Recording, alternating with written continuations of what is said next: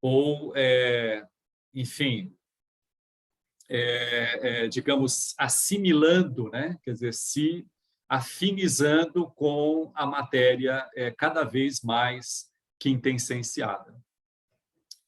Ok, eu penso que Mauro, hoje a gente... Pois não. Vamos lá, Felipe. deixa eu encher o saco. Opa! Esse espírito aí com letra maiúscula, só para a gente não passar sem esclarecendo, seria a essência antes do perispírito e da encarnação? Seria aquela essência primordial nossa? É o contrário. Nós vamos tratar disso, viu, Felipe? Tá bom, então a gente fala depois. O princípio individuado, né? Quer dizer, retirado lá do princípio inteligência, esse sim é o espírito com letra minúscula. A mônada do Edgar Moll, enfim, essa fagulha que é o nosso ser. E o espírito com letra maiúscula é quando ele, digamos, tem identidade no universo, né? Então, são os seres que povoam o universo. Beleza? Certo. Mas a gente vai ter oportunidade... Então... Diga, Felipe. Esse, então, é o composto, esse é o dual. Ok. Isso, o dual. Perfeito, perfeito. Então, hoje o nosso estudo é em cima do conceito, né, de espírito, do conceito de alma e do perispírito. Então, a nossa primeira tarefa seria conceituar alma e espírito dentro do entendimento da filosofia espírita. E, para isso, eu me alonguei aqui, enfim, porque, inclusive, eu notei que, numa das aulas que eu estive aí, numa das duas aulas passadas, surgiu essa situação de alma ser o espírito encarnado. Enfim, e, de fato, a gente... Kardec colocou isso numa das questões que ele tratou com os espíritos, mas é de uma forma restrita que ele trata isso. No sentido amplo, não podemos adotar esse entendimento, porque senão a gente vai se perder aí no estudo. Então, eu sinto muito se a gente...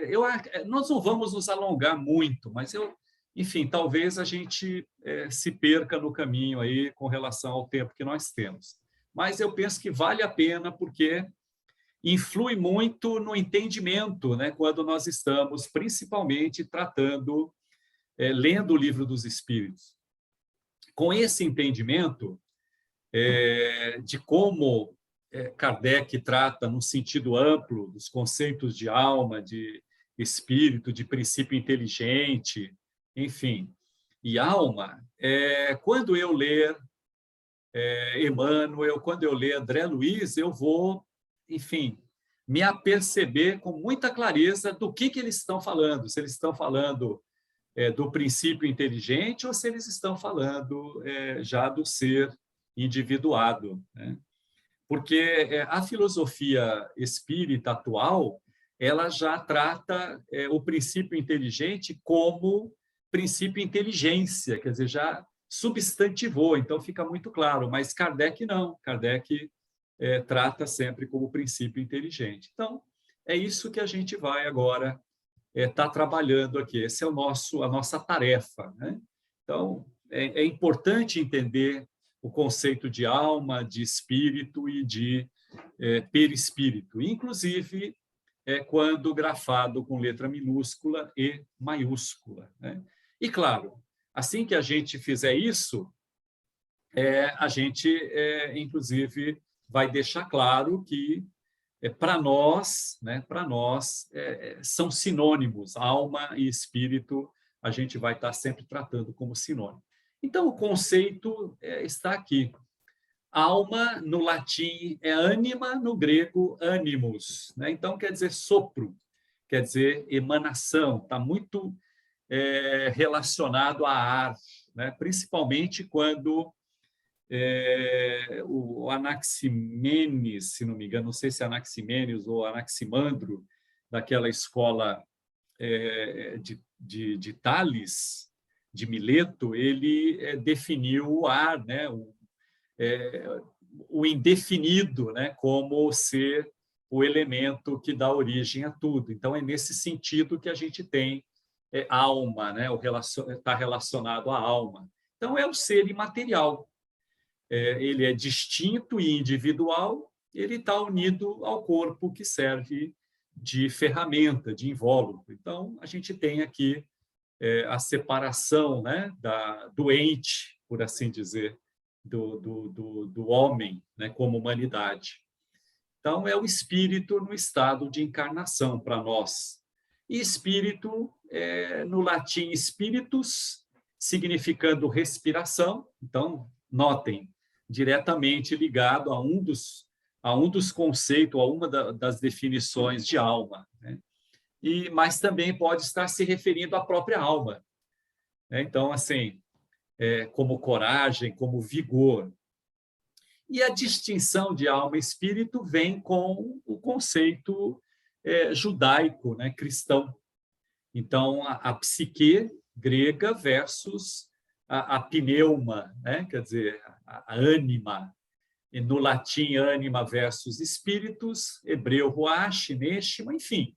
É só para a gente compreender que quando a gente está falando, por exemplo, lá dos gregos, a gente tem um determinado entendimento. Com o cristianismo, o conceito, a terminologia judaica cristã, ela trouxe novidades, né? Então, vem esse conceito de outro mundo e coisa desse tipo que até então a gente não tinha presente, o Deus único e tantas essas coisas.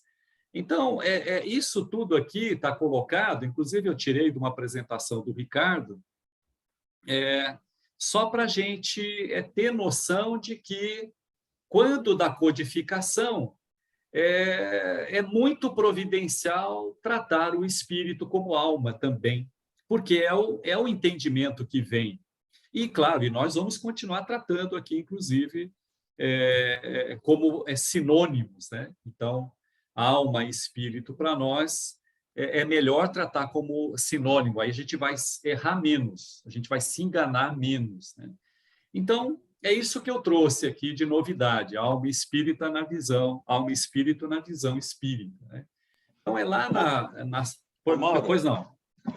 Se eu lembro do Livro dos Espíritos, ele tem uma definição como alma sendo o espírito encarnado, não seria isso? Isso mesmo. É isso que a gente está tratando então, aqui, ó. Então, beleza.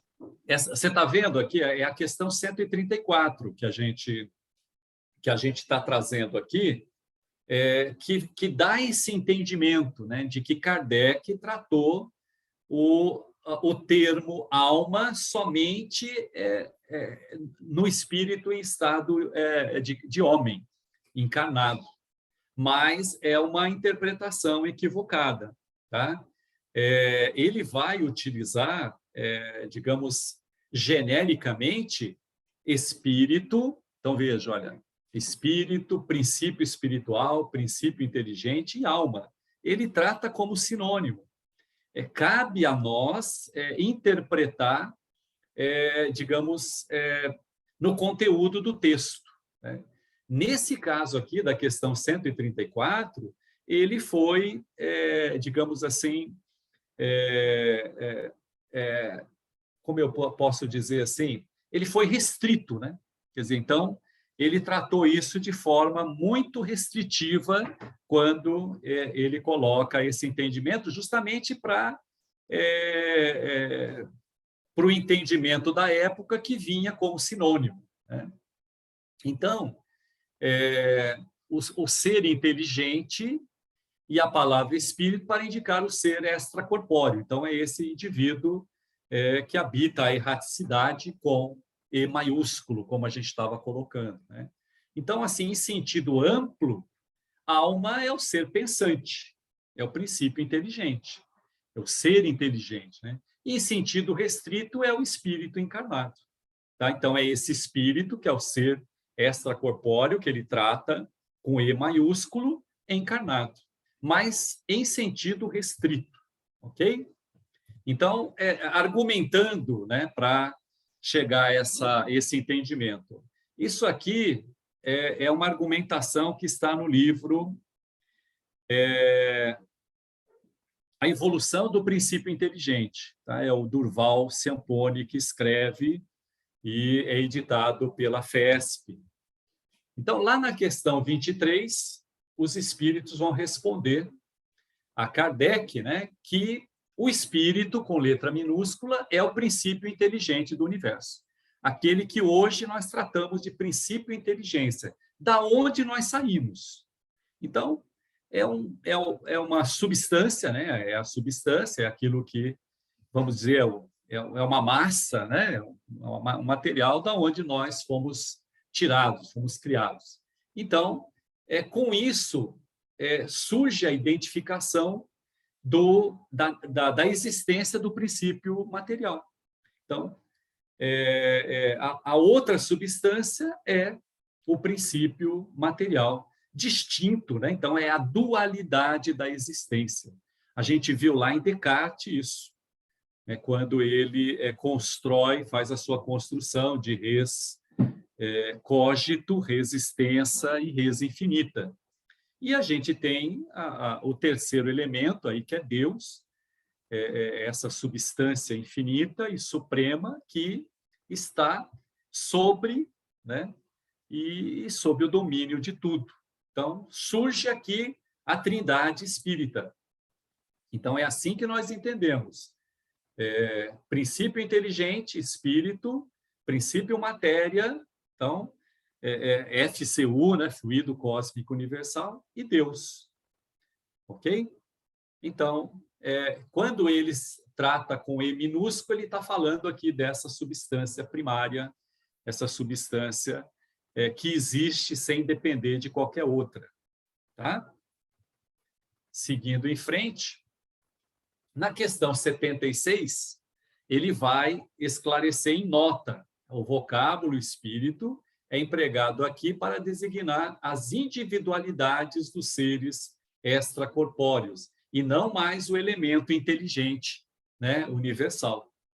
Então, olha como é importante a gente saber quando ele está falando do princípio, tá? Do elemento inicial e quando ele está falando já do elemento individuado. Assim, a palavra espírito deverá ser empregada para a designação dos espíritos desencarnados, então, os seres extracorpóreos, pois em tais condições são seres compostos de corpo e espírito. Então, é o dual que você comentou aí, Felipe, mais o princípio inteligente, né?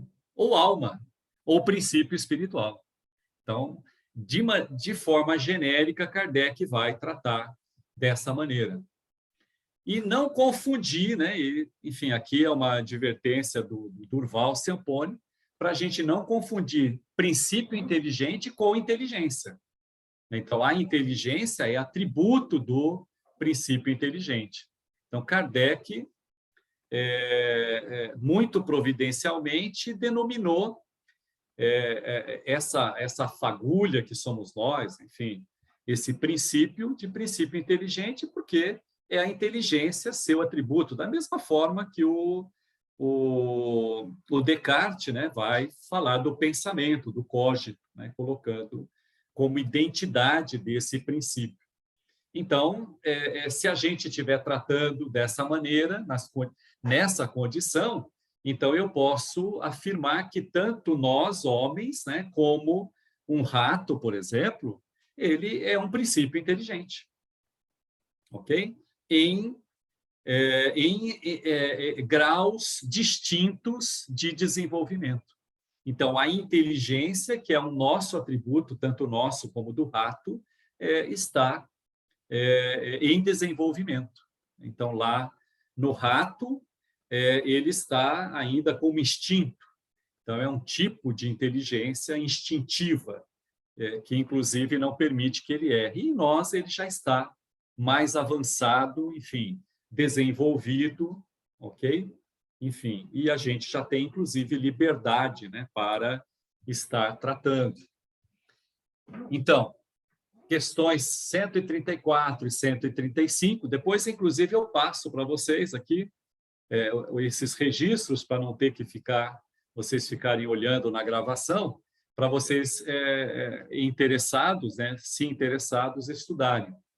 Os espíritos empregaram a palavra alma em seu sentido restrito, tá? Quando afirmaram que a alma é um espírito encarnado. Então, aqui é concluindo, né, aquilo que a gente já vem falando.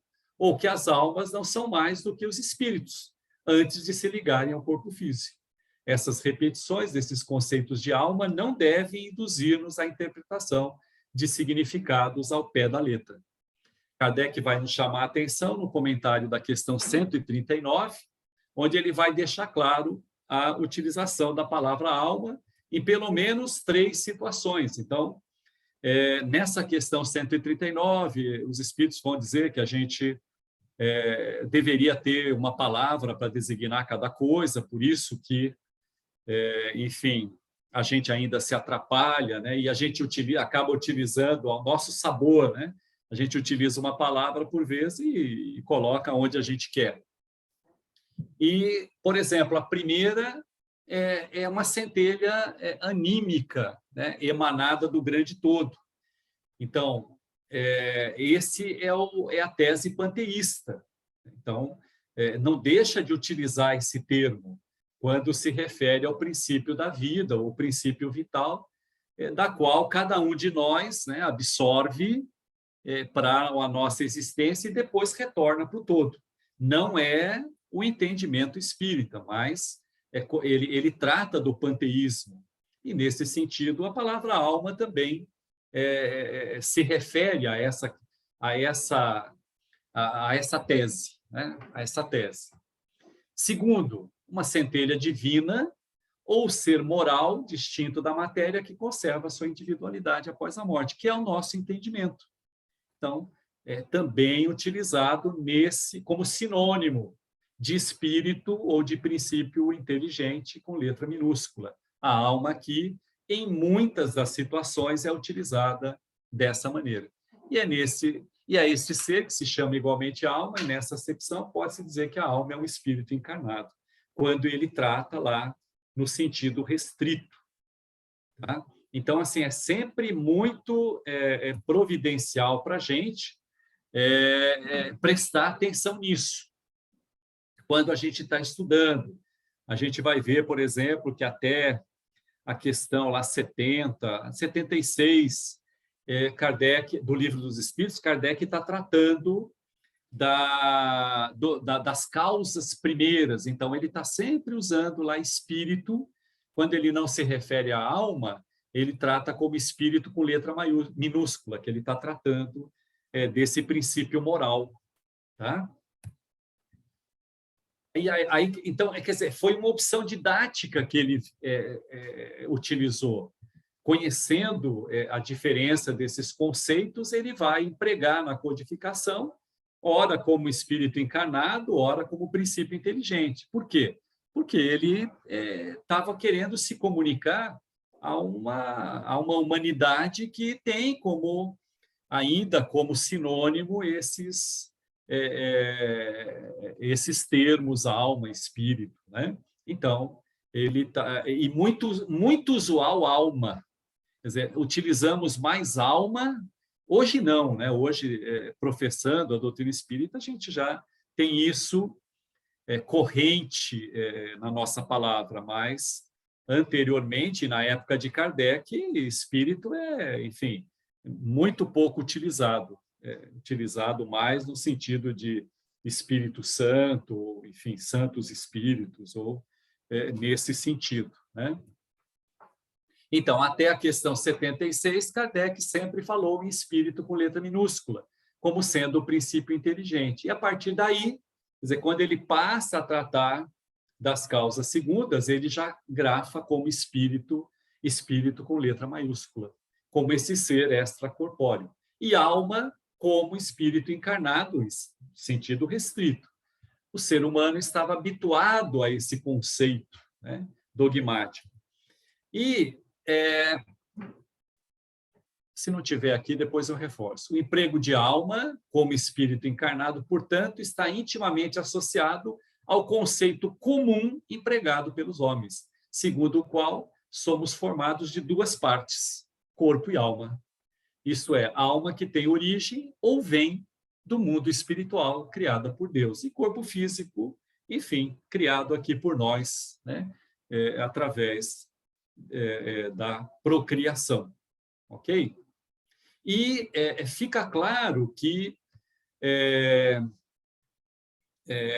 no Livro dos Espíritos, Kardec vai utilizar muito mais o termo alma do que qualquer um desses outros, tá? Então, um alerta para nós, né, para que a gente não incorra nesse equívoco de entender que quando ele fala alma, ele está falando do espírito encarnado. Não, às vezes ele está falando do princípio inteligente, às vezes ele está falando do ser extracorpóreo que habita o universo.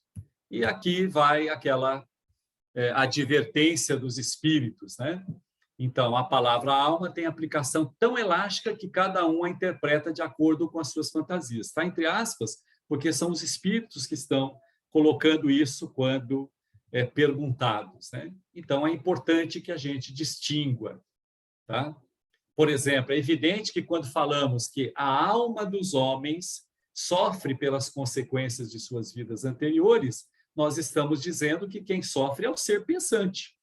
Quer dizer, esse princípio espiritual, ou esse princípio inteligente que existe já anteriormente ao homem. E também que os espíritos encarnados, ou alma, né, reajustam-se em função de um passado delinquente. Então, seria um rearranjo, né? Seria uma forma de nós estarmos reparando aí nessa caminhada. Como consequência, a palavra alma é empregada nos dois sentidos. Curioso mencionar que a palavra alma é mais vezes, está aqui, ó, mais vezes empregada como ser moral ou princípio inteligente distinto do perispírito, do que como espírito, soma dos ambos, né? Veja, letra maiúscula. Então, que a gente preste atenção nisso e que a gente ajude, inclusive, nos estudos na casa espírita, ou quando a gente tiver, por exemplo, o Felipe diz que está estudando André Luiz, então André Luiz também vai fazer essa distinção nas suas obras, tá? Então, é interessante. Gente, a gente tem evidências, né, tão grandes de que o médium, né, digamos, não é um enganador, né? Porque, veja, imagina o Chico escrevendo, tá? Então, a precisão de estar colocando espírito com E minúsculo, espírito com letra maiúscula, a gente vai passar a prestar atenção a partir daqui, quando a gente estiver lendo lá, por exemplo, Fonte Viva, como ele obedece, né, esse informe do espírito, no caso Emmanuel. Então, assim, para aqueles que não acreditam, para aqueles que acham que é o indivíduo que faz isso, poxa, nem que a gente tivesse essa capacidade, a gente não conseguiria estar fazendo isso, né? Agora, tem muitas obras espíritas que ou é tudo com letra maiúscula, ou tudo com letra minúscula, então causa uma certa confusão na gente compreender, distinguir do que eles estão falando. Então, que a gente possa ajudar aí. Eu vou passar aqui, tá, gente? Depois, porque eu estou vendo que a gente acaba, mesmo não deixando vocês falarem, a gente já tratou durante meia hora aqui desse tema, e aqui tem outros argumentos, né, outras razões para a gente estar reforçando isso, mas eu vou deixar para quando eu passar o material para vocês, eu envio aí no grupo, né? Envio no grupo e aí vocês vão ter a oportunidade de acompanhar lá com mais atentos e seguindo o Livro dos Espíritos, indo lá nas questões e participando do diálogo de Kardec com os espíritos, né? Então, a gente viu alma e espírito na visão espírita e agora a gente vai tratar aqui sobre esses mesmos termos que a gente vai passar a tratar como sinônimo aqui no nosso material, tá? Na visão das outras religiões. Então, eu convido alguém aí para ajudar a gente.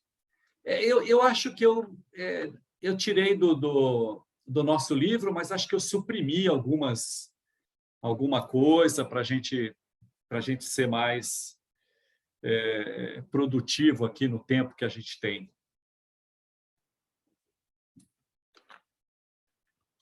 Fiquem à vontade.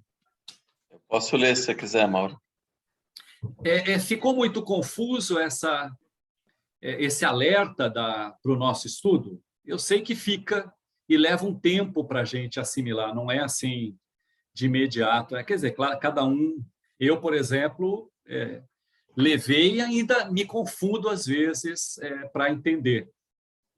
Mas eu penso que é válido essa advertência para a gente ter mais proveito, né, no nosso estudo. Vamos lá, Felipe, ajuda a gente. Tá. Alma e espírito na visão das religiões. Contrariamente à doutrina espírita, outras doutrinas religiosas, judaísmo, cristianismo e islamismo, não utilizam o termo espírito. Nelas, o conceito vigente é alma. Ela está associada ao sopro divino nas narinas do homem feito de barro. Eu reforcei, desculpa, Felipe, eu reforcei aqui judaísmo, cristianismo e islamismo, porque esse entendimento dessa construção de Deus criando é praticamente aqui, né? Veio do judaísmo, principalmente depois cristão. Exato. E na origem lá anterior, que também os muçulmanos seguem, né? Perfeito, perfeito. As poucas vezes que as doutrinas autoproclamadas cristãs se referem ao Espírito, estão se reportando ao Espírito Santo, ou ao Espírito puro, os anjos. A concepção oriental daquilo que o Ocidente denominamos alma ou espírito é um corpo espiritual composto de várias camadas em diferentes graus de eterização. Para o budismo, o ciclo das reencarnações deixa de existir quando se encontrar um estado de total desprendimento das coisas materiais e o seu corpo espiritual se eteriza por completo. Ok. É muito superficial isso aqui, mas é para ajudar a gente quando a gente faz estudo comparado. Então, nas doutrinas cristãs, enfim, que se dizem cristãs, enfim, o termo espírito é normalmente para designar Espírito Santo, quer dizer, é o terceiro elemento lá, né, da Trindade, quer dizer, aquela perna, enfim, do Espírito Santo, a perna de Deus, digamos assim, né? Aquele pilar de Deus, da Trindade autoproclamada cristã. E na concepção oriental... Esse, no caso, está com letra maiúscula. Isso. Exatamente, que é esse ser de corpo e alma, digamos assim, né? Para a concepção, na concepção cristã, ok? O entendimento oriental, eu sinceramente não tenho muita precisão de como eles entendem, porque a gente não faz um estudo assim aprofundado, detalhado, né? Mas eu acredito que dá para a gente compreender que, de fato, a transmigração está presente, né? Enfim, e em algumas a metempsicose está presente e o termo, enfim, ele está, digamos assim, ele vai, é o ente que vai se modificando, vai se purificando, né? Mas sempre com a junção do corpo. Eu não consigo entender o oriental, digamos assim, pensando como nós. exatamente como nós, né? O entendimento é de que a purificação se dá aqui mesmo. Por exemplo, como aqui no caso do budismo, né? Como o Buda, né? Quer dizer, foi no estado mesmo de encarnação que ele atingiu lá a plenitude, a vacuidade que eles falam, né? Que eu não consigo assim alcançar, né? Mas a teosofia, ela traz muita coisa do budismo, né? Da Helena Blavatsky, e eles lá tratam muito desses corpos etéricos, né? Falam com bastante detalhe. Perfeito, perfeito. Essa eterização, né? No processo de purificação.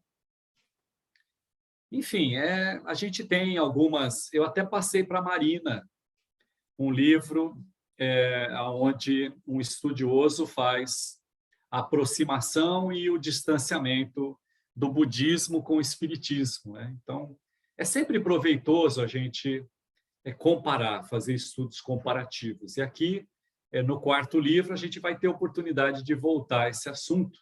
Então, tomara que a gente até lá tenha tempo de ir mais a fundo, né? Quer dizer, não ficar só na superfície. Mas legal, é importante a gente ter esse entendimento desses termos, né? Desses termos, alma e espírito, dentro da nossa doutrina, da nossa filosofia que nós estudamos, e também compreender o que os nossos companheiros, né, de outras filosofias, de outras escolas pensam a respeito, para a gente poder saber do que a gente está falando, né, principalmente numa interação, num diálogo. E aqui nós vamos tratar do perispírito. Então, é o conceito de perispírito, designação e natureza. Então, é Kardec que vai, pela primeira vez, trazer esse neologismo. Ele vai se inspirar na origem do termo, que é algo que está em volta, né? E também se inspirando no perisperma, né? No perisperma da semente, que é aquela membrana que a envolve. Então, emprega pela primeira vez, em torno do latim, designando esse envoltório sutil, perene do espírito, né? Que possibilita a sua interação com os meios espirituais e físico. Então, entendo, né, que desde a criação, então, quando nós somos individuados lá do princípio inteligência, enfim, imediatamente nós somos envoltos por matéria. Então, a própria lei magnética do magnetismo já faz com que a gente, enfim, seja envolvido e que a gente possa passar a atuar dentro do cenário da criação. Enfim, a partir daí, então, com essa veste, né, esse corpo intermediário, possibilitando a nossa interação, à medida que a gente vai se desenvolvendo, ele vai se aprimorando. E a gente vai ver aqui mais à frente as suas camadas, né? Onde a gente vai se desvestindo, né, dessa veste. Então, com relação ao conceito, é isso. É o intermediário, é aquele que intermedia. A gente vai ver mais à frente também, que quando a gente estudar as funções do perispírito. Dentro da literatura espírita, nós vamos encontrar outras designações para esse termo que Kardec tratou como perispírito. Tanto espíritos como estudiosos vão fazer uso desses termos. Então, o André Luiz, quando ele se refere ao perispírito, ele chama de psicossoma. Tá? Então, soma é matéria, corpo, né? E psique digamos, a mente envolvendo esse corpo. É assim que ele entende e chama. Então, tanto o Chico, quando escreve com ele, como ele vão tratar de psicossoma.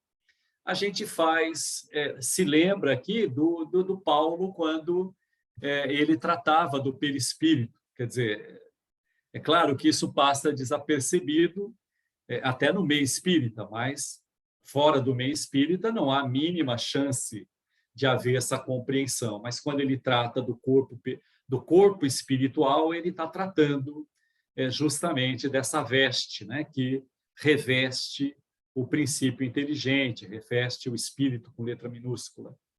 Corpo fluídico, então Leibniz, que nós estudamos lá no primeiro livro, há um entendimento de que ele trata do perispírito como corpo fluídico. Kamahuta, no budismo, Ka ou Bai, pelos egípcios, Eidilon ou Kemai, Feroeus, dos gregos, Roashi, na Cabala, e Ki, na tradição chinesa. Então, de novo, é interessante a gente estar ciente disso, porque quando a gente faz estudos comparativos das religiões, principalmente, a gente precisa saber do que se está falando, né, para a gente poder ter essa compreensão. E a natureza.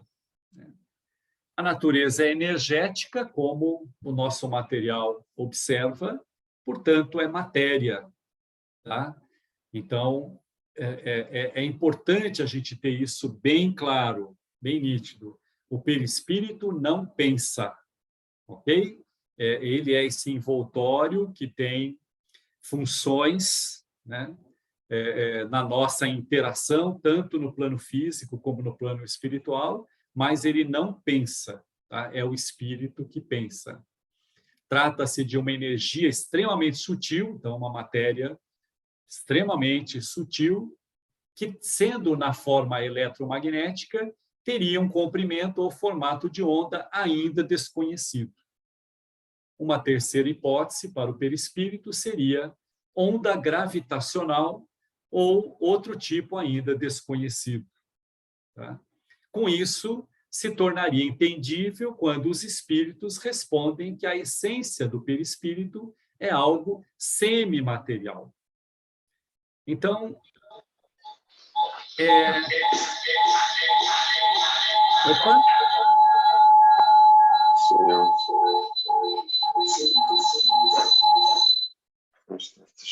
Opa!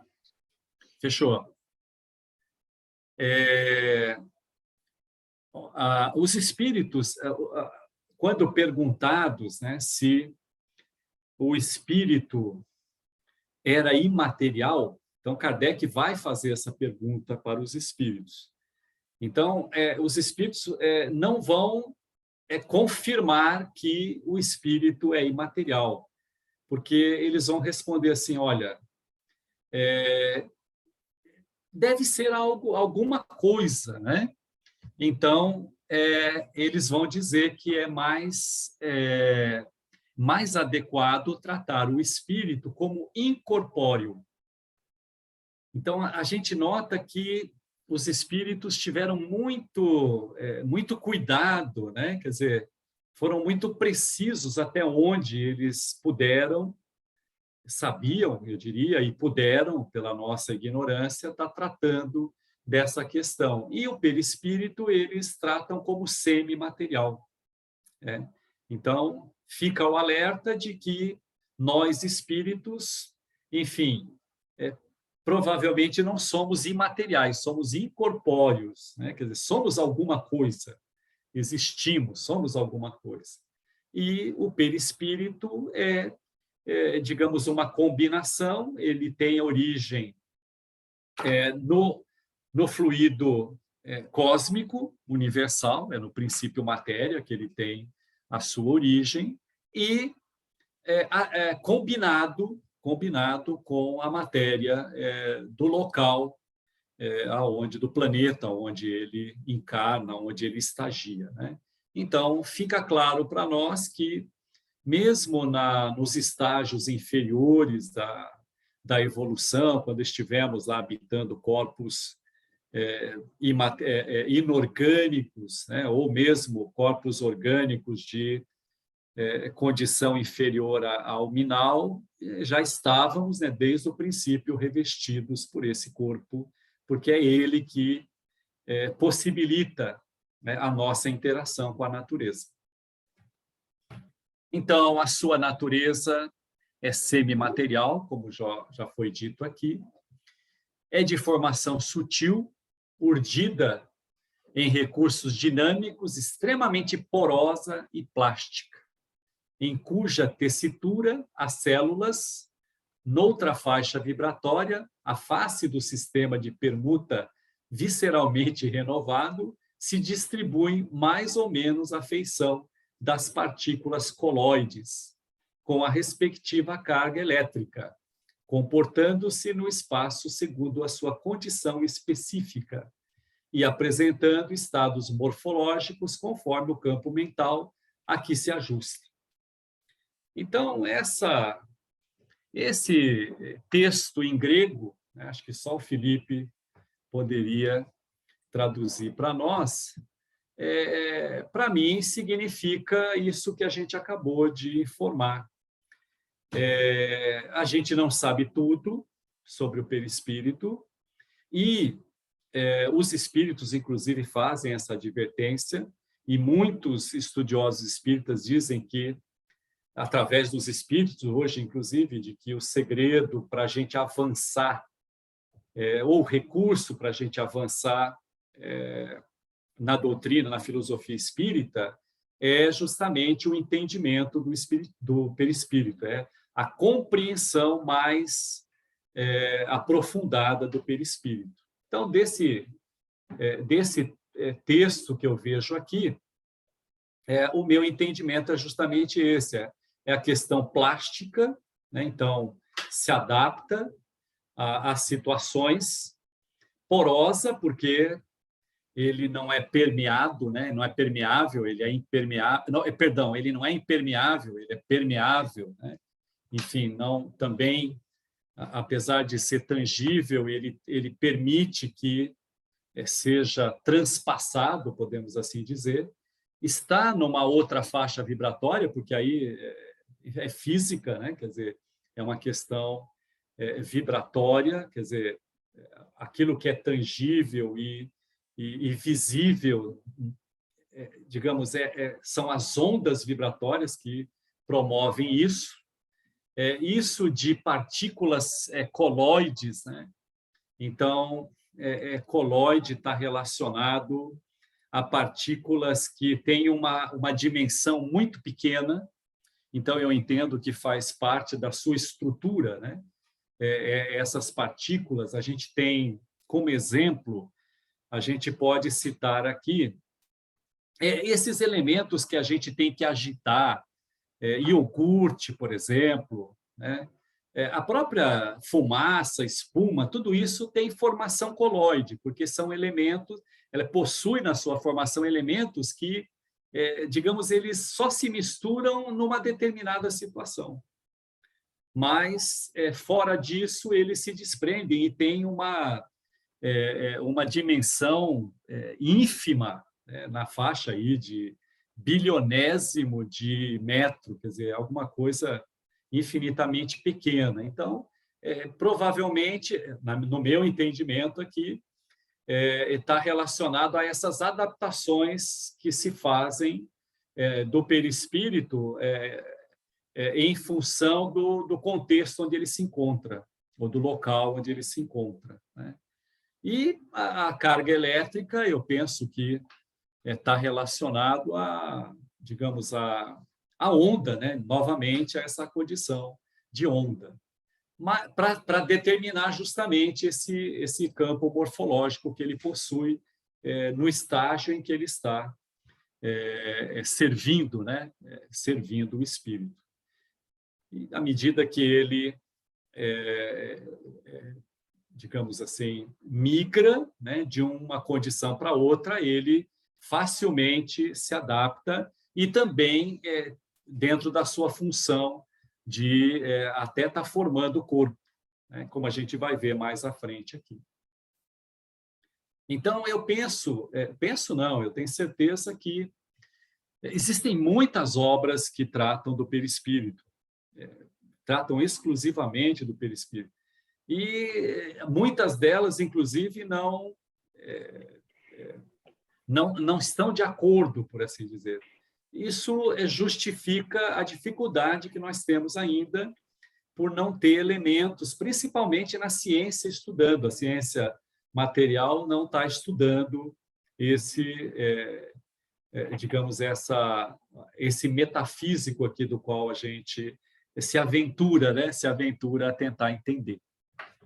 Então, até dentro disso que a gente está falando aqui, isso vai ficar mais claro. Então, as propriedades, né? Então, veja, dentro dessa sua estrutura, ele é poroso, como nós vimos, ele é plástico, ele é denso, ele tem densidade, né? Então, pode ser medido, né? Ponderabilidade é uma qualidade do espírito, então a gente pode, de fato, mensurá-lo, né?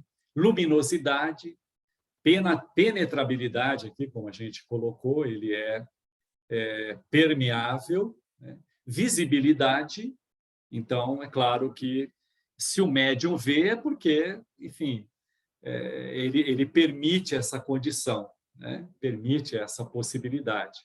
Tangibilidade, é tangível. A gente se recorda dos estudos... vamos colocar os estudos primeiros lá da codificação, onde os colaboradores em Kardec estudavam o perispírito assim, medindo, pesando, auscultando, né? O espírito materializado, então, portanto, ele estava tratando o seu perispírito, era isso que ele media. Sensibilidade global, então, eu penso que é relacionado à questão, por exemplo, dos sentidos. Nós temos sentidos localizados, né? Visão, audição, tato, tal. No perispírito, isso é global, quer dizer, ele deve sentir, deve perceber de forma global e também magnética, né? Também magnética. Expansibilidade, então ele adquire aí a forma que desejar. Bicorporeidade, então nos fenômenos principalmente de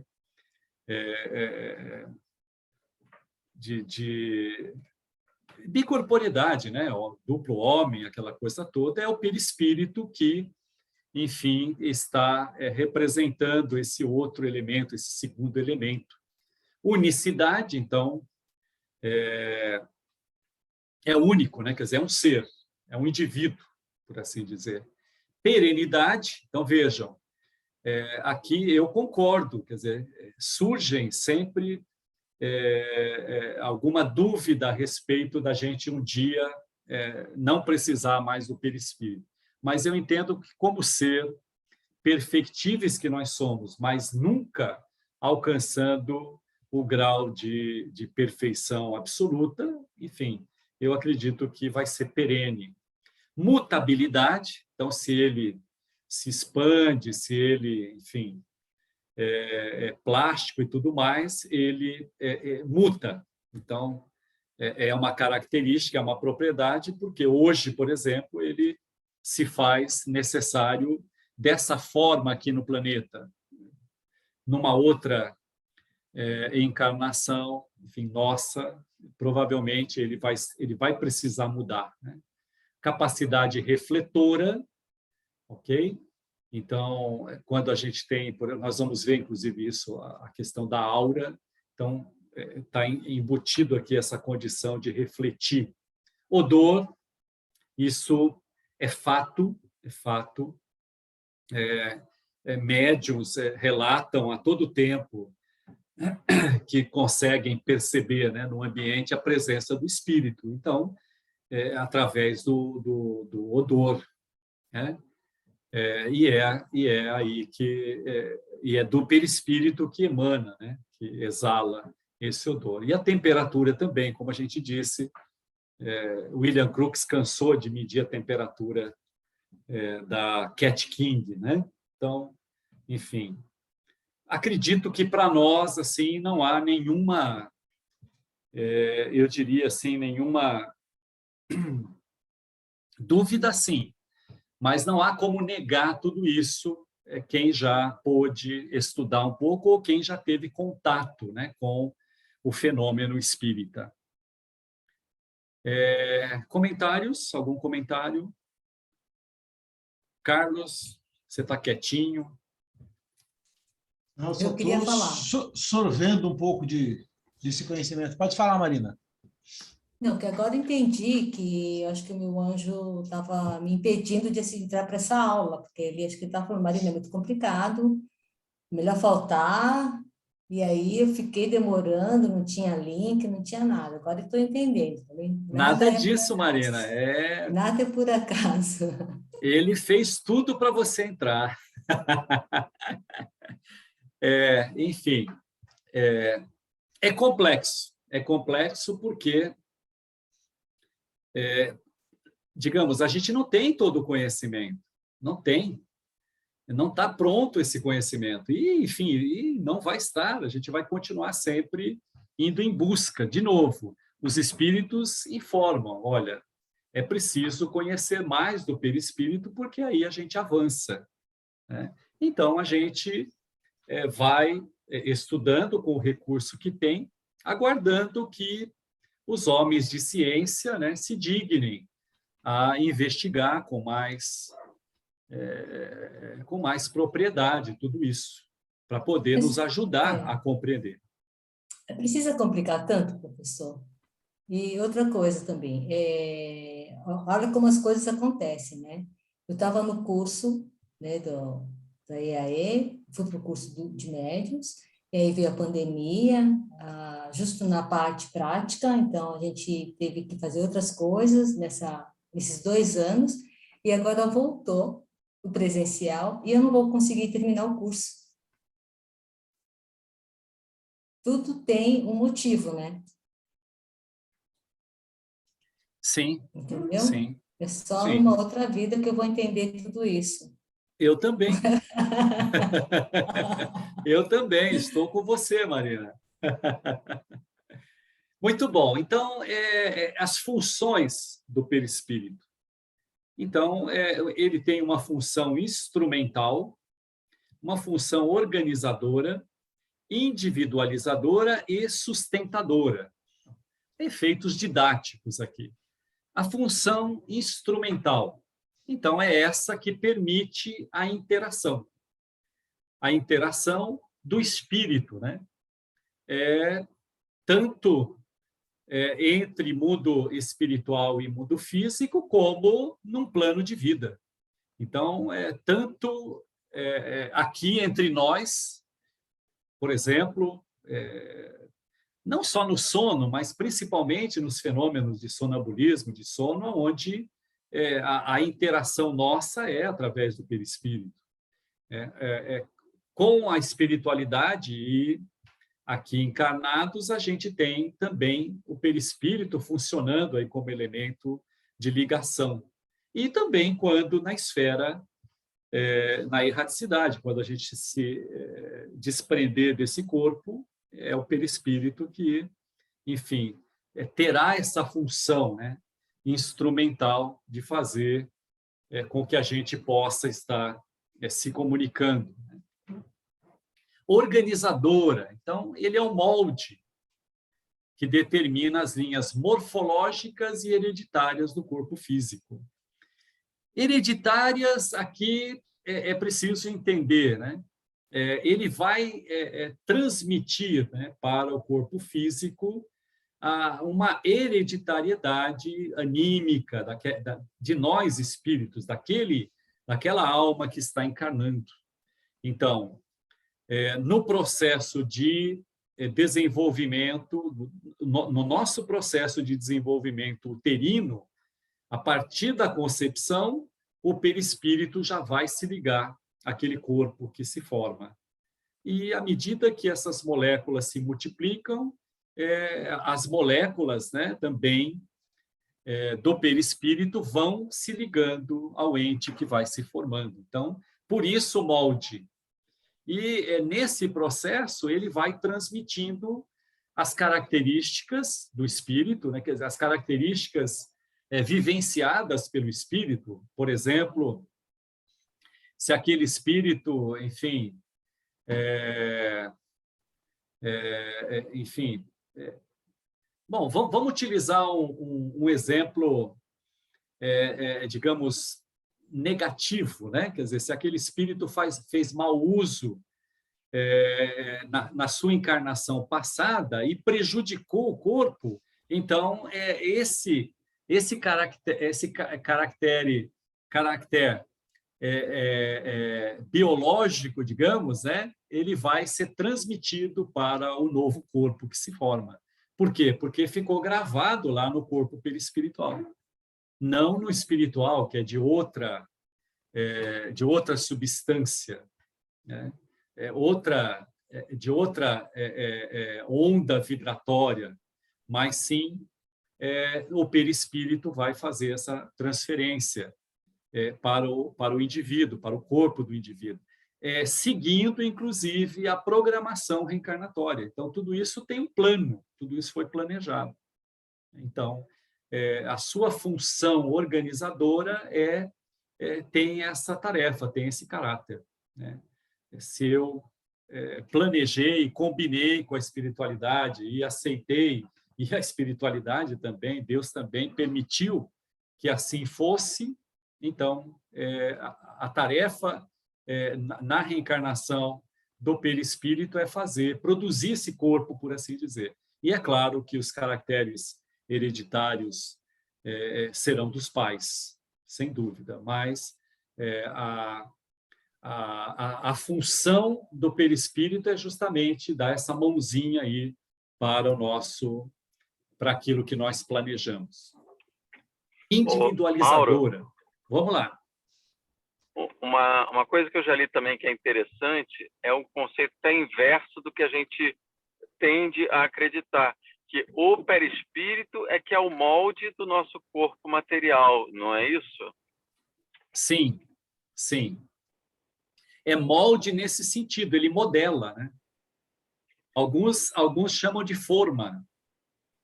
Então, é como uma forma, né? Ele vai... Mas é nesse sentido, é dessa forma. É uma ligação atômica, né? É uma ligação molecular. À medida que o feto se desenvolve, ele vai se ligando, até completar a ligação, né?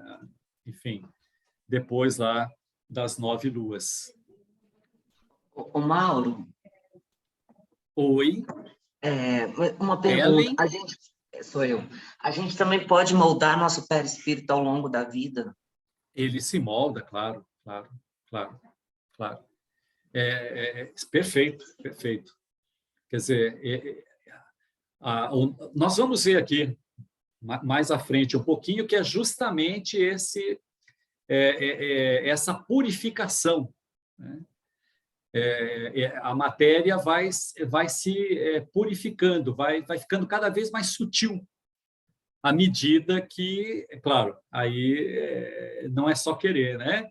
Aí é a medida do nosso aperfeiçoamento, à medida que a gente se desenvolve moralmente, a gente ganha essa condição de transferir, de ter um corpo, né, um perispiritual adequado à nossa condição. Então, nesse sentido, é o espírito que vai modelando o perispírito. O perispírito evolui também, né? Ele vai evoluindo ao longo do tempo. Perfeito. E se adequando, né, às necessidades, à nossa própria... Perfeito. E como ele é matéria, ele está sujeito, ele é sujeito à nossa vontade. Então, nesse sentido, quando a Ellie levantou, é que nós modelamos. Então, à medida que a gente se aperfeiçoa moralmente e intelectualmente, a gente vai trocando essa veste, né? Então, aqui no caso do perispírito, tudo indica que vamos abandonando camadas. Enfim, claro, Kardec tratou como um ser, e ele é único, né? Mas assim, digamos assim, simples, né? Um ser simples, mas dá a impressão que ele é composto, né? Então, é composto de camadas. Até utiliza-se aí a imagem da cebola para representar o perispírito, por a cebola ter aquelas camadas e a gente ir se desligando uma das outras, né? A função individualizadora está relacionada à história e às conquistas evolutivas da pessoa. Então, digamos assim, à medida que nós ganhamos, somamos, vamos colocar, somamos conhecimento, o perispírito guarda. Então, é nesse sentido que ele é a memória.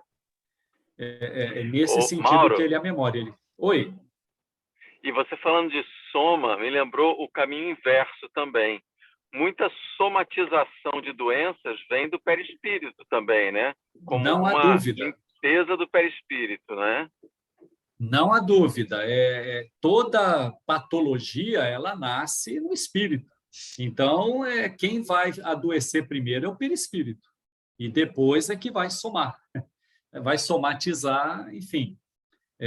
Depois disso, ser, digamos, renitente, né? Uma questão renitente por parte do espírito, vai sensibilizar o perispírito e transferir para o nosso corpo.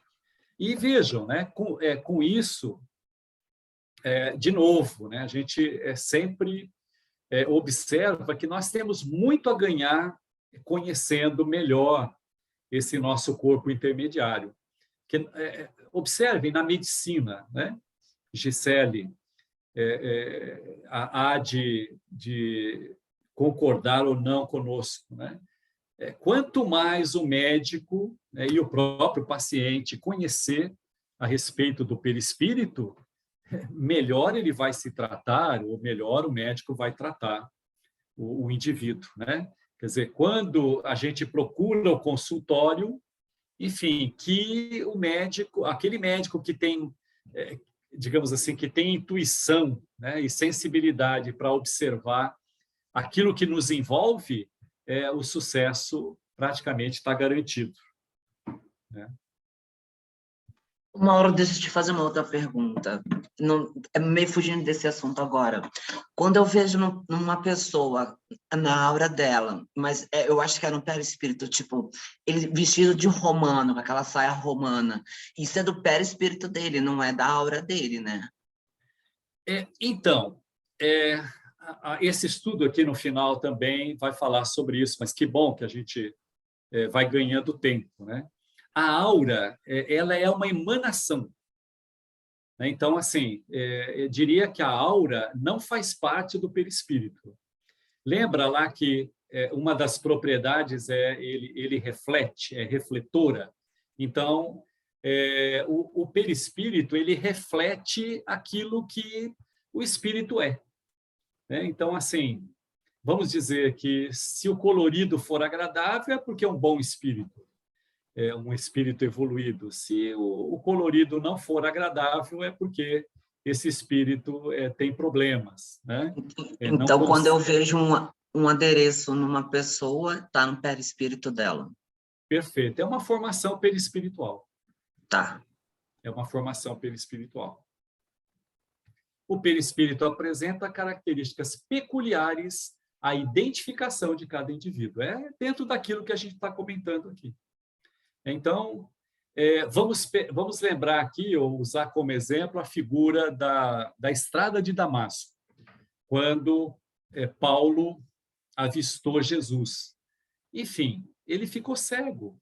Então, pode ser que a sua cegueira, né, quer dizer, tenha sido o impacto dessa luminosidade do perispírito de Jesus, ou enfim, dessa emanação, né, perispiritual do Espírito Jesus. Para a gente, digamos assim, ir se posicionando. Nesses estudos, principalmente de André Luiz, que o Felipe estava comentando no início, que vocês estão fazendo, ele está sempre colocando que os espíritos, por vezes, eles até abafam um pouco, né? Quer dizer, eles ofuscam um pouco a sua luz para não humilhar aqueles a quem eles estão se dirigindo, né? Dissertando e tudo mais. Então, percebe que é um domínio, né, sobre o perispírito. Você, digamos, tem total domínio, né, quando um espírito evoluído. E também, quando de um espírito infeliz, enfim, naturalmente ele já transfere, né, para o seu perispírito toda aquela inferioridade. Função sustentadora. Garante vitalidade ao corpo físico durante a reencarnação e nos órgãos e estruturas do perispírito. Quer dizer, aqui muito relacionado ao duplo etérico, quer dizer, aquela camada mais próxima de nós aqui, que tem essa função de vitalidade, quer dizer, de trabalhar essas energias, esses alimentos que nós tanto necessitamos e subtraímos aí quando subtraímos da natureza, principalmente, né? Ou através da magnetização, enfim, tudo isso é o perispírito intermediário, é o perispírito a ferramenta, né, que trabalha tudo isso, fazendo. Eu costumo enxergar, né, que é uma porta de ligação, uma janela de ligação nossa, do espírito com o corpo. Quer dizer, existe essa passagem de mão dupla, né? Transferimos as sensações para o espírito e o espírito atua comandando o corpo em sentido contrário, né? E essa é a função que o perispírito exerce, principalmente quando da nossa vida, né, na carne. Tem uma parte aí que traz as provas da existência do perispírito, né? Eu diria que são evidências da existência do perispírito. Para chamar de prova mesmo, a gente tem que aguardar a confirmação, né, da ciência. Provas objetivas a gente tem através das materializações. Fenômenos de quase morte, né? Então, isso, inclusive, essa é a parte que eu vejo mais interessante, né? Quando o indivíduo participa aí, né, desse processo, quase morre, né? E ele consegue enxergar o seu corpo, né? Consegue, digamos, perceber tudo no espaço que o envolve, e depois ele relata isso, né, para os médicos, principalmente, que o trataram, aquela coisa toda. Então, eu acho que isso é fantástico, assim, para um aprofundamento, né, nesse sentido. A ciência precisa prestar atenção nisso e, inclusive, claro, existem já experiências aí colocando o indivíduo até numa maneira que ele não pudesse estar enxergando, né? Então, quando se faz experiências ou quando se tem a intenção de extrair conhecimento num processo desse, de uma operação, coisa assim, eles colocam o indivíduo numa posição que ele não enxergaria de forma alguma o que ele relata enxergar quando volta, né? Enfim, não que seja que seja premeditado, né? É premeditado no sentido que pode acontecer, não sabe se vai acontecer, mas quando acontece a gente tem essas evidências, né, a mostrar para a gente existir o corpo perispiritual. Fotografias transcendentes, né? Então a gente tem registros, né, fotográficos, mesmo quando não se queria, o objeto não era aquele a fotografar, né? Transcomunicação instrumental, então tem muitos estudiosos que conseguem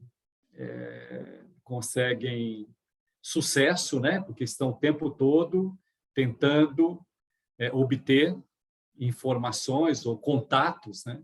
E aí, quando isso se dá, é uma evidência do perispírito. E fotos da aura, né? Então, aqui é aquele processo Kirlian, que a gente tanto já viu falar, enfim, alguns até já puderam experimentar, conhecer, fazendo a foto, né? Então, aqui é algo que foi desenvolvido e é possível, né, fotografar essa emanação. Então, essa emanação, muito provavelmente, né, ou a gente sabe que é do perispírito, mas é uma evidência para se demonstrar. Subjetivas, né, evidências subjetivas, a gente tem a sensação de integridade. Os amputados, eles relatam sentir o membro amputado.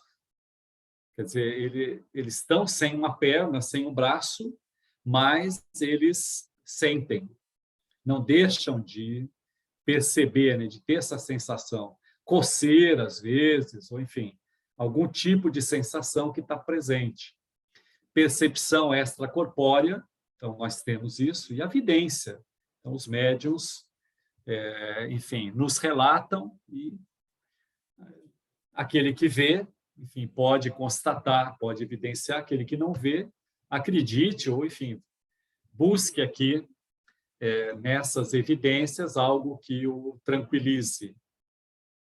Mas, enfim, para nós, eu penso que isso tudo é muito, eu vejo muito interessante.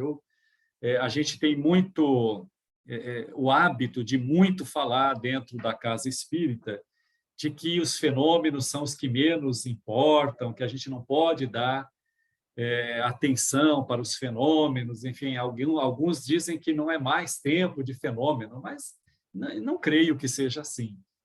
Eu penso que isso vai estar sempre presente, tem que estar sempre presente até para a gente evoluir em conhecimento, e não mais como outrora. As coisas vão se desenvolvendo, hoje a gente tem condições, inclusive, de fazer de forma diferente, mas, enfim, não ter o fenômeno como, digamos, algo que vá nos transformar ou satisfazer o nosso egoísmo, por assim dizer, mas algo que continue sendo instrumento de progresso nos nossos estudos, né? Progresso no conhecimento espírita, que digamos, a finalidade. O espiritismo não está pronto de maneira nenhuma, não veio pronto e não veio para dar a última palavra, ele veio para a situação que nós nos encontramos. E, à medida que a gente progredir, a gente pode evoluir, né? Deve evoluir. E aqui a gente tem uma ilustração, né, das camadas, né, do perispírito. Isso segundo, digamos, a bibliografia do nosso curso, que é do Palhano Júnior. Então, duplo etérico, ou corpo etérico, é o que estaria fazendo a interface com o corpo físico, com a matéria, e o corpo divino estaria na interface com o espírito, com o elemento lá, né? O elemento inteligente, né? Moral, separado da matéria. E nesse intermédio, a gente tem corpo astral ou emocional, corpo mental, corpo causal, corpo crístico, né? O corpo astral, segundo o Palhano, esse astral emocional, ele estaria relacionado aos nossos sentimentos, às nossas emoções, né?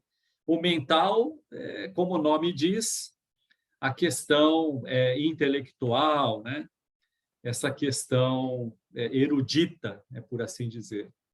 E corpo causal, corpo crístico e corpo divino seriam fases aí, são as camadas muito mais sutis, seriam as camadas que estarão ligadas ao espírito.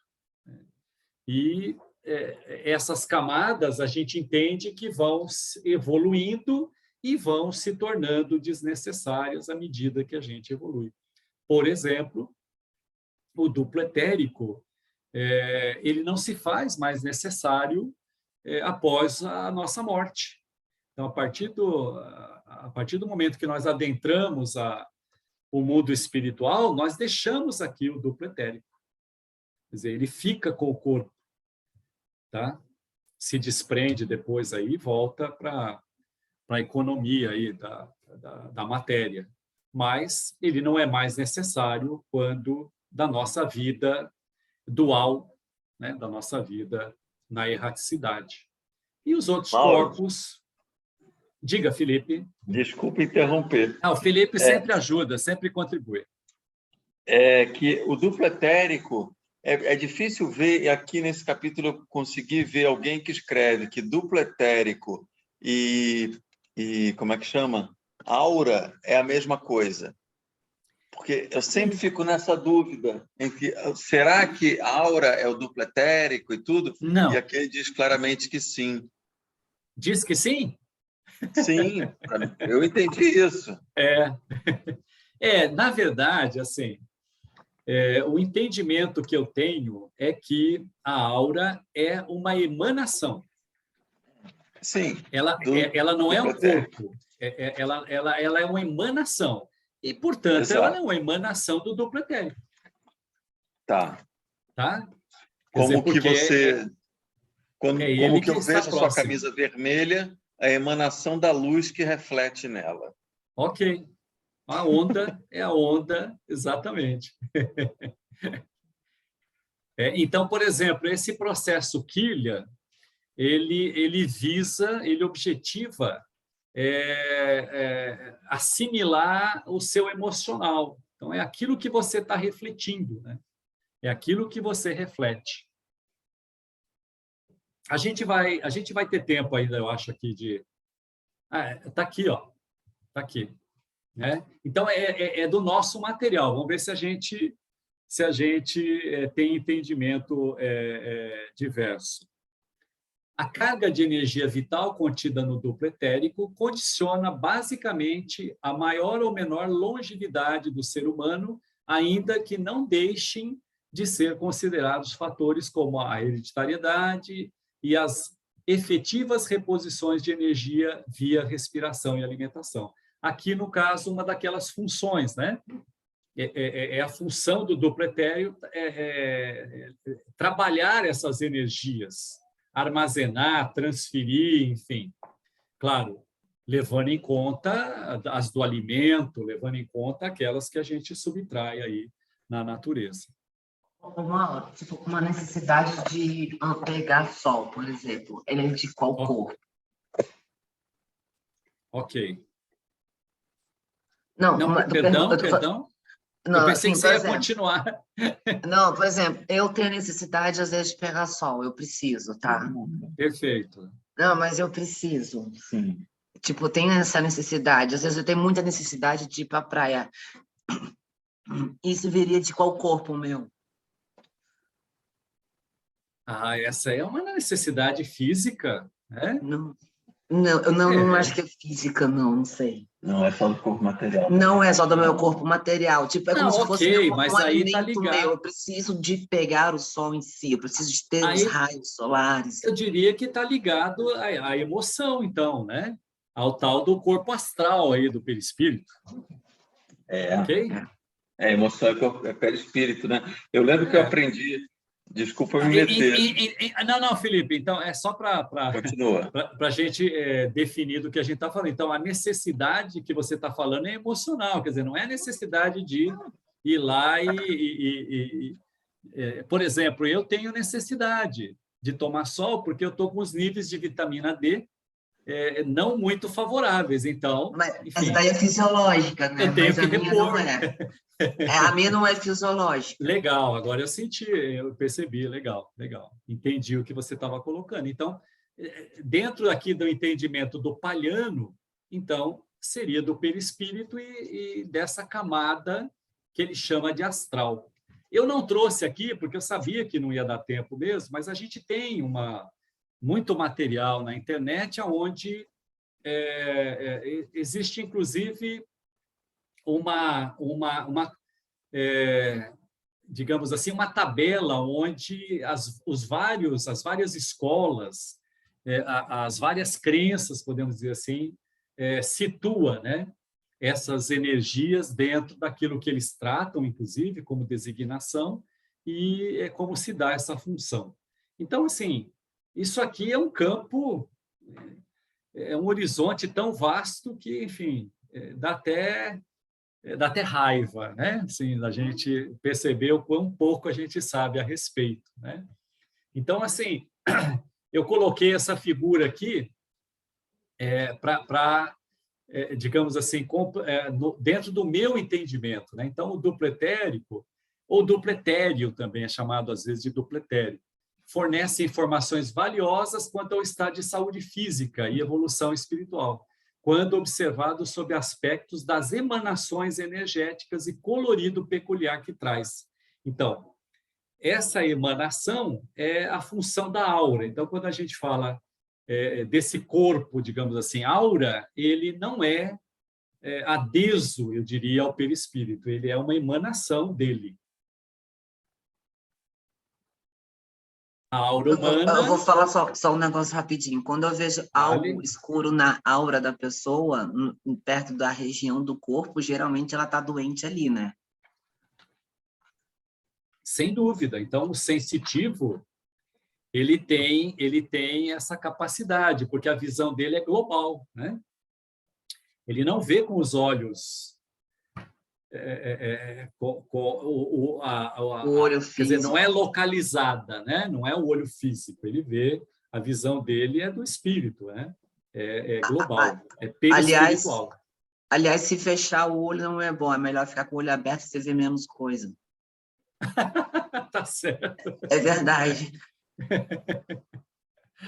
A aura humana, psicosfera ou fotosfera psíquica, para André Luiz, ou fotosfera humana, para Leon Denis, é um campo resultante de emanações eletromagnéticas a envolver todo o ser humano, encarnado ou desencarnado. Ela reflete a realidade evolutiva, o padrão psíquico, situação emocional e estado físico, se encarnado. Então, eu entendo que o nosso material já deixa claro que a aura digamos, ela é uma emanação, né? Então, como diz o André Luiz, é uma psicosfera, né? Fotosfera, né? Do perispírito. Legal. Ela é conhecida de longa data, mas estudos de caráter científico foram feitos por Reichenbach no século XIX e pelo casal Killian no século XX. Então, o que a gente conhece mais aqui no Brasil é desse casal russo que desenvolveu, né, estuda e desenvolveu essa ferramenta, né, para a gente identificar estado emocional. Inclusive, eu não lembro, eu não sei se ainda tem, mas eu lembro que lá no Center Valley tinha um pessoal que fazia essas consultas, né? O pessoal procurava para... Era no shopping centro, né? Era lá no centro. Ah, no shopping centro? É o pessoal lá da Litáurica, né, que fazia aquilo. Legal. Eu fiz lá no Faro. No Faro? Faro, que é da Litáurica. Mas acho que da Litáurica, né? Depois da pandemia, não sei, não. Vocês sabem que a Litáurica foi fundada por um ex-espírita, né? Luigi, né? Luigi. Ele o fundador da Litáurica era espírita. Legal, gente. Adensamento e eterização do perispírito e o centro de força. O perispírito está em permanente conjunção com o espírito, desde a fragmentação do princípio inteligente. Esse aqui que é o termo que eu gosto. Fragmentação analógica, né, seria o termo que eu vejo mais próprio para a nossa criação, para o nosso surgimento. Então, é o que a gente consegue compreender nas ações de Deus, né? Quer dizer, então, como nós tivemos um início, nós somos um fragmento analógico do princípio inteligência. Então, nós somos um princípio inteligente, ou um espírito com E minúsculo. Assim que ocorre a analógica fragmentação, se faz a imediata concentração do princípio material na forma energética sutil, formando o invólucro perispiritual. À medida que o espírito se aprimora na escala evolutiva, a camada perispiritual vai se eterizando. Então, evolução, progresso é determinístico, quer dizer, é lei natural, é lei divina. Tudo, absolutamente tudo progride na natureza. Então, a gente tem essas janelas, essas aberturas aí, né, nos corpos que, enfim, possibilitam a fluição, né, das energias. Então, no perispírito, a gente chama de centro de força, ou chakra, né? Ou chakra, e no corpo físico a gente chama de plexo, que são, de fato, os plexos nervosos, os meridianos acupunturais, enfim, tudo aquilo que faz parte do nosso sistema nervoso, né, que estaria ligado em determinadas regiões, atendendo, né? Quer dizer, essas janelas, essas rodas, elas fazem, cuidam, vamos dizer, de uma certa região do nosso corpo. André Luiz, a gente segue praticamente a orientação do André Luiz, né, que coloca 7, a existência de 7. Mas os orientais, eles colocam centenas já, né?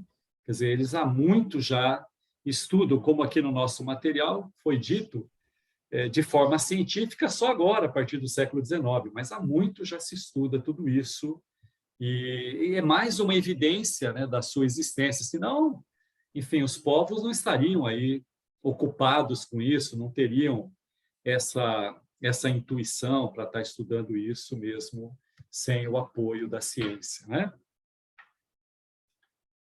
A memória perispiritual.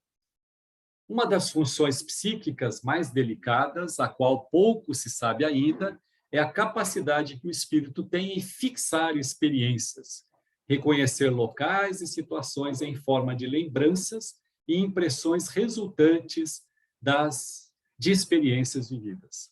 Nos processos de terapia de vidas passadas, podem ser analisados casos onde há evidência de uma memória perispiritual que ultrapassa uma única existência. Outro processo que evidencia a memória perispiritual é o conhecido déjà vu, sensação muito comum que consiste em ver o local, pessoas ou situações e ter a impressão de já os ter presenciado anteriormente. Então, mais uma evidência aqui, né, da existência do perispírito e dele ter essa função, né, de armazenar as nossas experiências, guardar as nossas experiências, até transferir para o espírito. E claro que não é conclusão, a gente nunca vai concluir mesmo, né? Mas observa-se aqui que a distância que a doutrina espírita se encontra das demais doutrinas religiosas, enfim, é grande, né? É grande. Eu penso que a gente deve ficar à vontade para colocar isso, sem constrangimento, inclusive, porque a gente sabe que a doutrina espírita não é nossa, não é de Kardec, enfim. Então, ela é um conhecimento que vem de forma universal e vem para a humanidade. Então, é nesse sentido que a gente diz que ela é avançada, ela está à frente de tudo aquilo que tinha vindo até então. Nestas, nem se cogita em investigar ou analisar as questões metafísicas, sob a luz da razão, ou sob o aspecto científico, como vimos nesse estudo do perispírito. As religiões apresentam simplesmente a ótica dogmática, onde o livro sagrado faz as vezes de um livro científico. Então, nós estamos com raízes ainda muito profundas no campo da fé. Então, a nossa dificuldade em abandonar isso, e a gente não pode, né, claro, abandonar completamente, mas, digamos, colocar no equilíbrio, né, das nossas ações. Isso é de há muito, por muito tempo nós vivemos essa condição, e não é de uma hora para outra. Mas, de novo, a conclusão é de que, de fato, a doutrina espírita ela tem muito a contribuir com a humanidade. Muito a contribuir. Quando a humanidade se aperceber e tomar compreensão dos princípios espíritas, enfim, a gente vai estar lá na frente, quer dizer, bem mais à frente. Não sei quanto tempo, mas não tem como também se furtar, não tem como se desviar disso. Bem, minha gente, eu vou deixar aqui de voltar aqui para nós. Enfim, esse é muito vasto esse. A gente já até fez algum café com esse assunto, e eu penso que alguns intervalos que a gente poderia fazer aqui no nosso curso, a gente poderia tratar assuntos como esse, porque vale a pena, quando a gente toma contato assim, num primeiro momento, é algo, de fato, de outra língua, mas a gente vai juntando as peças à medida que a gente vai evoluindo nesses estudos. Então, vale a pena a gente fazer isso em conjunto, é sempre bom a gente fazer isso em conjunto. Então, por exemplo, eu vejo no movimento espírita muitos estudos de obras, né? Então, principalmente as obras do André Luiz, e outros estudos que eu acho que não deveriam ter, de outras obras que, enfim, eu diria que nem são obras espíritas, né? Mas relacionadas a obras de André Luiz, que é a visão dele do mundo espiritual, o estudo do perispírito e dessas questões ajuda muito, digamos, no entendimento daquilo que eles têm para passar para a gente, né? Por exemplo, evolução em dois mundos, quer dizer, chegar e compreender tudo isso, a gente precisa ainda, digamos assim, reiterar esses nossos estudos para entendimento do que somos de fato, né? E, digamos, colocar mais estudos desse quilate na casa espírita, né? Estudar mais o perispírito, estudar mais essas questões, estudar mais o livro dos espíritos, eu diria. Mauro, então, eu agradeço muito essa oportunidade de fazer esse tipo de estudo, para botar perguntas, porque quando você vai lendo outras obras espíritas, a doutrina, o André Luiz, ou até mesmo um romance, vão aparecendo questões para entender melhor esse mundo que a gente está dentro, né? E está buscando. É muito importante essa oportunidade de poder discutir, fazer perguntas. Obrigado. Sem dúvida. Por vocês aí. Maria. É grego, Maria? Nós estamos estudando filosofia grega aqui. Então, eu estou igual a Marina. Eu vou precisar de... A Marina vai precisar só de uma vida a mais, eu vou precisar de mais duas. Todos nós. Todos nós. Mas é o caminho, né? Eu tô dentro. Falou, Pedro. Falou. Nós já vamos encaminhar aqui para o encerramento. Ellen, Felipe. Tranquilo? Se deixasse por mim, falava um monte, mas não pode. Não pode falar atrás. Hoje eu não deixei. Não, é porque essa questão espiritual, para mim, é a mais confortável para conversar, né? Certo, certo. A gente deve conversar mais, enfim. Vamos reativar o café assim que a colmeia já está voltando ao normal, enfim. O meu curso do EAD já voltou. Sim, não, já tem atividade presencial. Uhum. A gente volta com o café. Marina? Tem um monte de coisa, tem várias questões. Tem bastante coisa, Marina. Tem bastante coisa, sim. Bastante coisa. Da somatização também. Então, assim, se nosso pensamento, né, pode ferir a alma, ela pode curar também. Então, ela pode curar também. Aí vem a autocura. Perfeito, né? perfeito. A autocura, e que parece que demanda mais trabalho, será mais desafiador a autocura do que a própria doença. Né? Estão aí as evidências do milagre. É isso. Milagre é isso. Legal. Gisele? Oi, estou aqui, desculpem. Tudo bem? Não, algum comentário? Tudo bem. Não, tudo bem? Não. Eu dei uma viajada aqui porque eu fiquei ausente um pouco. Terei que estudar o assunto. Tranquilo, tranquilo. Carlos? Não, beleza. É uma aula bem densa, né, Mauro? É bastante bem densa, coisa. Mas que eu acho que deve servir como incentivo, né, para a gente poder Perfeito. pesquisar um pouco mais sobre o assunto e aumentar um pouquinho, né, os nossos conhecimentos aí, porque porque nós vamos compreender muita coisa, né, com esse estudo. Está ficando cada vez mais complicado, né? Porque a aula passada a gente já pediu mais uma para dar continuidade, essa daqui também. Agora, tem uma coisa que eu queria falar assim rapidinho. Tem uma senhora, ela não é espírita, tá? Mas ela é bem espiritualizada. E ela passou por um momento, assim, acho que nesses 2 anos de pandemia, muito intensos, né? Sofríveis, mas ela conseguiu sair dessa e, assim, tá transformada.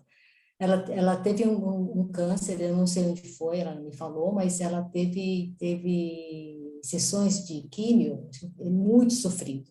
Parece que é muito sofrido, dói tudo e tal. E aí ensinaram para ela, nesse momento de muita dor, né? Ela viajar para um lugar que ela gostasse. E ela gosta muito de praia. Então, não sei se foi da última sessão, das sessões, ela foi para a praia. Né? Então, ela estava lá fazendo a sessão, que era sofrida, e ela falou que ela foi para a praia, desconectou. Ela falou, Marina, eu não senti nada. Eu não senti nada. Ela estava lá onde ela gosta, né? Prazeroso para ela, e ela falou, não sentiu nada. Bom, resultado, ela não tem mais nada. Ela falou, Marina, meu corpo é como se eu não tivesse tido isso. Interessante. Entendeu? Mas é a fé e é o perispírito dela, que ela, porque ela saiu mesmo. Ela saiu e bicorporidade. Se não bicorporidade, porque ela não se apresentou lá, mas moralmente ela esteve.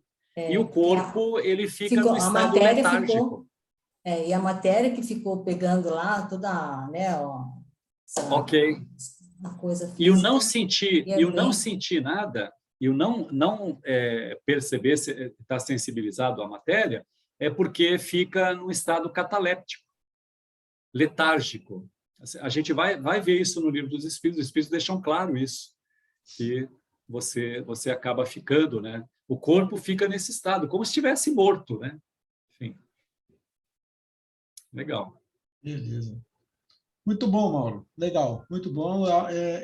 Voltando a dizer, um incentivo, né, para a gente poder estudar um pouco mais, porque existem muitas coisas, né, que a gente não tem nem ideia, né, que acontecem sobre aquilo que nós somos, né, e só aprofundando mesmo a gente vai conseguir entender um pouco mais. Brigadão. Legal. E nessas horas, Carlos e gente, é que a gente compreende a necessidade da instrução, necessidade do conhecimento. Porque, olha, envolve aqui conhecimento de física, que eu não tenho a esse nível, conhecimento de química, que eu não tenho esse nível, e assim por diante. A gente, para compreender isso, você precisa avançar, né, em instrução, senão não dá para compreender.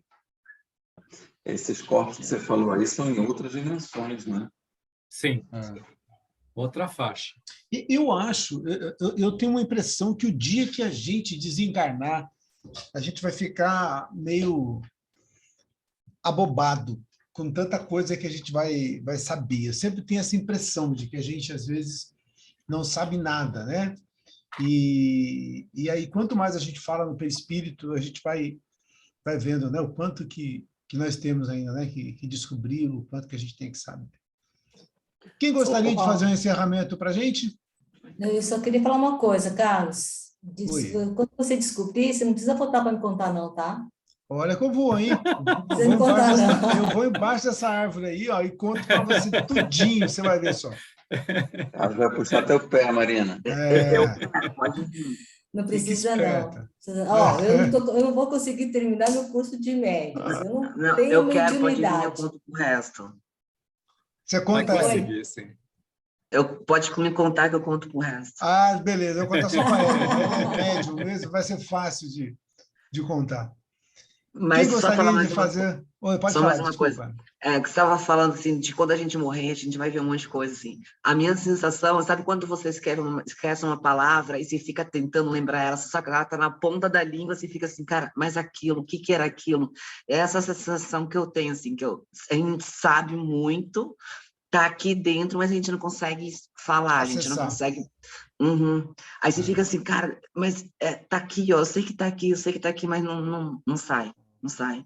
E está lá nessa memória perispiritual que o Mauro falou aí, que seria, o Hermínio Miranda chama de memória integral, né? Então, muitas coisas que nós não conseguimos acessar conscientemente, mas que estão lá no inconsciente, né? Quantas vivências nós já tivemos, né? Então, quanta coisa está armazenada lá. E à medida que a gente vai tendo acesso, né? Aí, quando desencarna, a gente vai ter acesso, dependendo do nosso grau de evolução, a muitas dessas coisas. Vamos lá, aproveita, Ellen, que você está atenta aí, faz um encerramento. Já sabia. Eu sabia. Fazer rapidinho, que já vai dar 10 horas para a gente rezar às 10. Eu queria agradecer ao Mauro, ao Carlos por esse curso. Eu estava até falando com o Felipe, né? Essa vai ser minha reza, tá? Que esse curso, para mim, faz mais diferença do que o outro curso da reforma. Íntima. E aí? Para mim, ela fez mais diferença na minha vida, assim, sabe? Então, eu agradeço muito a vocês pelos esses conhecimentos que vocês me passaram durante esse tempo, a toda a paciência que vocês tiveram, assim, é um conhecimento para mim que foi gigantesco, transformador, então eu quero agradecer a vocês, agradecer a egrégora de mentores que trabalham em cima disso, para poder que isso aconteça, não só pelas casas que vocês trabalham, mas por todo o conjunto que é formado, que viram um grande círculo de espíritos. Agradecer a todo mundo que participa da turma pelo conhecimento e compartilhamento de todas as ideias. Que assim seja. Obrigado, Ellen. Obrigado, Mauro. Obrigado a todos. Legal, obrigado, gente. Bom final de Boa noite a semana. todos. E eu acho que a semana que vem, que é aquela aula que a gente marcou com o Ricardo, né? É a outra aula, não é? Depois eu vou olhar na agenda Eu entendi direitinho que lá. era o outro. Não é dia Ele tinha 22? É dia 22? Ele tinha falado que ele Dia voltava 22. de viagem naquela sexta que ele não podia. Tá. Precisa Ele falou que ver, viaja Carlos, dia que 15. talvez esteja agendado com o custódio, enfim, a próxima aula, enfim. Depois a gente dá uma olhadinha. Tá, é no dia 22 mesmo. Eu que estou me enganando aqui, já abri a agenda aqui, dia 22. Dia 22. Então, semana que vem, então, é folga. Tá bom? Boa Tá noite, bom. amigo. Até lá, então, Bom final de gente. semana. gente. Boa Bom noite. final de semana. Obrigado, Mauro. Tchau, Até. tchau. Abração. Obrigada. Abraço.